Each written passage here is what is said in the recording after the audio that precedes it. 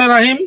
শুরুতেই সবাইকে ভবানীপুর এই যে যুব সমাজের উদ্যোগে সবাইকে ধন্যবাদ জানাচ্ছি যে আমাদের এই ঐতিহ্যবাহী ভবানীপুরে দীর্ঘদিন এখানে একটা লঞ্চ ঘাট ছিল, কিন্তু সেটা কর্তৃপক্ষ নিয়ে যাওয়ার কারণে আমাদের বসার কোনো ব্যবস্থা ছিল না।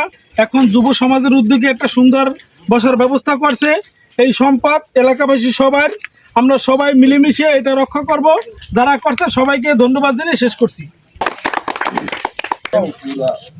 এই নদীর পাড়ে এই যে একটা সৌন্দর্যের একটা সিদ্ধান্ত নিয়েছে ভবানীপুর যুব সমাজ কল্যাণ ফাউন্ডেশনের ছোট ভাইরা, আমি ওদেরকে আমার অন্তরের অন্তঃস্থল থেকে হাজার কোটিবার আমি শুকরিয়া আদায় জানাই এবং ধন্যবাদ জানাই যে এত সুন্দর একটা সিদ্ধান্ত নেওয়া, এটা এই মানসিকতা সবার থাকে না।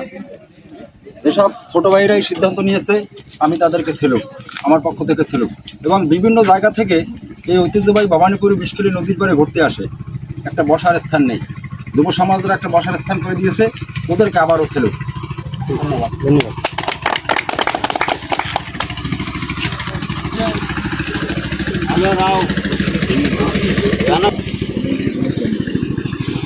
এই রং থাকবে না, এইগুলো তো ই করা লাগবে, এই গ্রামের মানুষ করে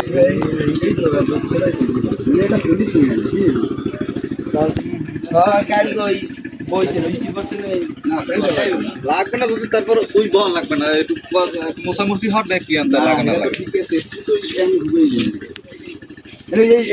না। বট গাছ ছাড়া বট গাছের সময় লাগে ভাই, কিন্তু এহিন দেরা যে এহিন এইবার আবার কিছু একটা দিলে পিছনটা ছাওয়া হয়ে